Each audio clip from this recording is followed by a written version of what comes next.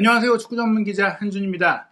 2022-2023 시즌 토트넘 허스퍼 3-5-2 포메이션을 써야 하는 게 아니냐는 얘기들이 많이 나오고 있는데요. 이 전술에 맞는 선수를 1월 달에 데려올 거라는 소문들이 나오고 있습니다. 유럽 현지에서 나오고 있는 이적 소식, 세계적인 축구 전문 매체 골닷컴 한국판에서 활동 중인 축구 전문 기자 박문수 기자에게 들어보겠습니다. 안녕하세요. 안녕하세요. 일단은 토트넘 허스퍼가 1월 달에 선수 영입할 거라는 소식들이 나오고 있는데 어떻게 된 얘기인가요?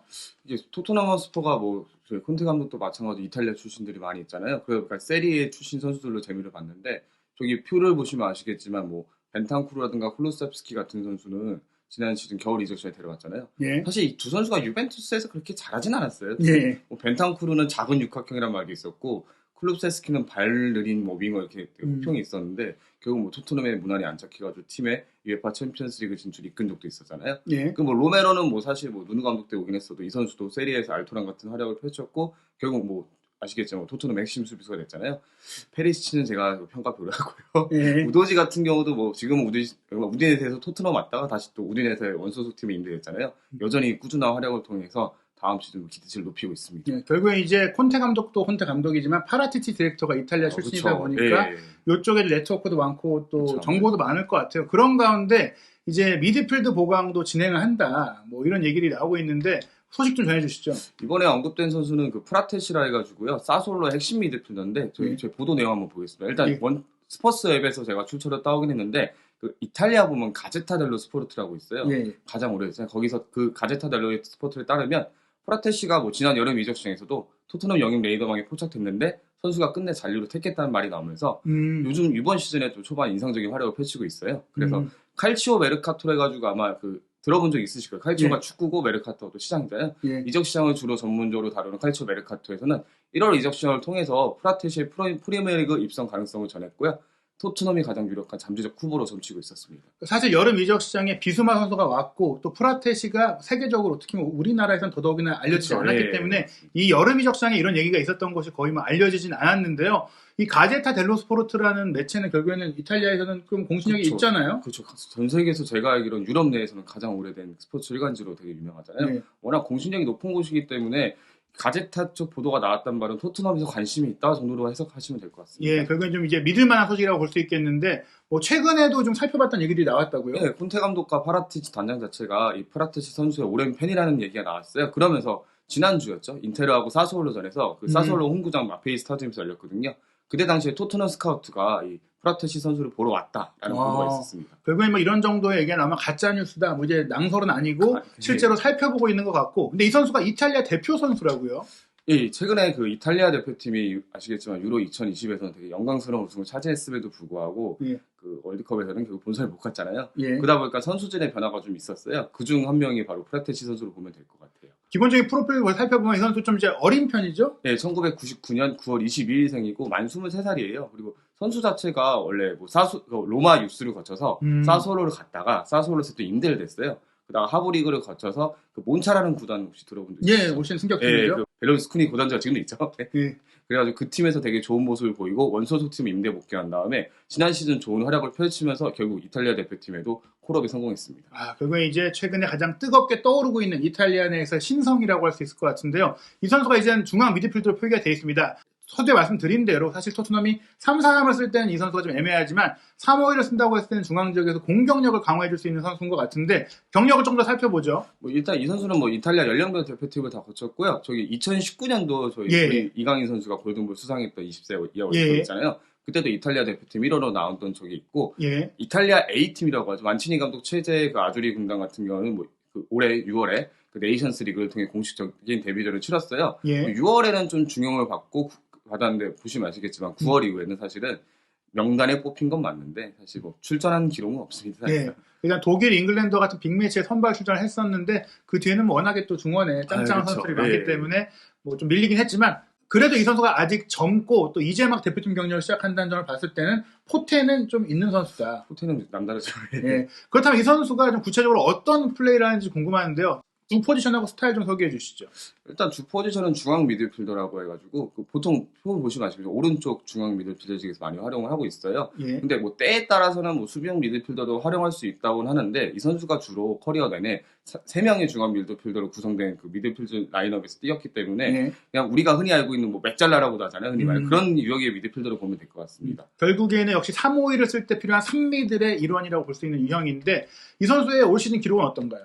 10경기에 나와서 세리에 기준으로 했을 때 3골을 기록 중인데요. 지금 제가 그 기록에 써놨는데 사수올로라는 팀 내에서 최다 득점자예요, 사실은요. 근데 사수올로가 뭐 지난 시즌만 해도 되게 뭐 아틀란타와 마찬가지 닭공의 팀이다 해가지고 굉장히 매력적인 팀이었거든요. 예. 근데 이 팀이 이번 지난 여름 이적 시장이죠. 그때 스카마카랑 우리 지금 김민재 선수 동료로도 유명한 라스파도리가 이탈하면서 약간 주 득점원이 없는 상태예요.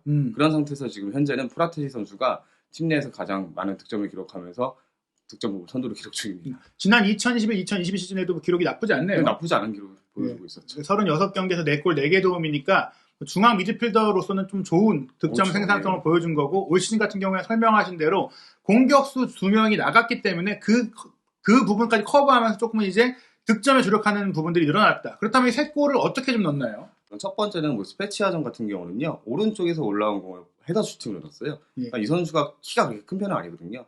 헤더 슈팅을 넣었다는 것 자체가 제공권이 어느 정도 된다는 걸 입증하는 것 같고요.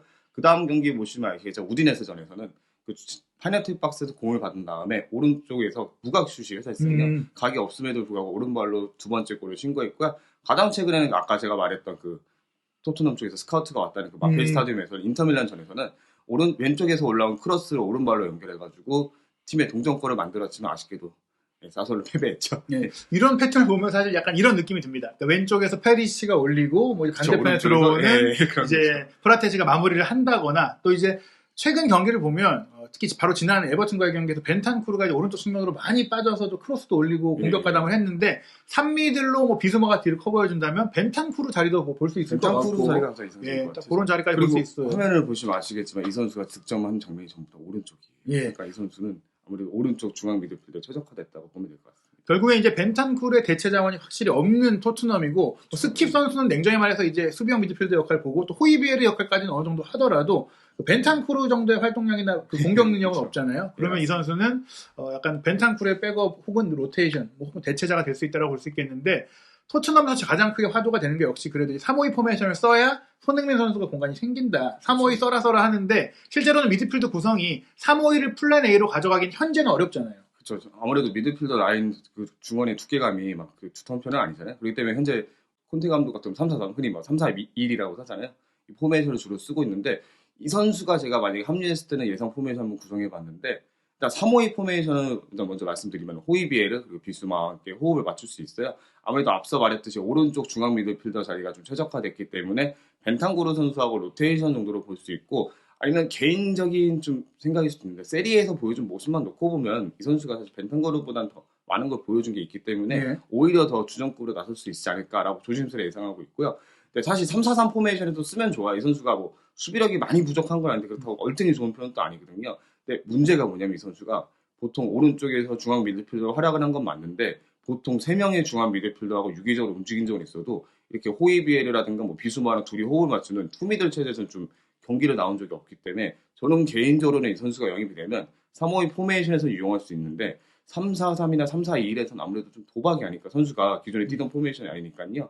그런 부분에서 좀 약간 있지 않을까 생각하고 있습니다. 게다가 이제 프리미어리그는 그래도 유럽에서 가장 몸싸움이 심한 리그인데 이 선수의 신체 조건이나 피지컬은 좀 어떤가요? 이 선수가 뭐 프로필마다 달라요. 178도 있고 184도 있는데 일단 기본적으로 체구가 큰 편은 아니에요. 근데 대신에 체구는 막 그렇게 크진 않아도 약간 탄탄한 편이긴 하거든요. 근데 솔직히 말씀드리면 뭐 세리에 같은 경우야 뭐 사실 몸싸움이 막 그렇게 월등히 좋은 리그는 아니잖아요.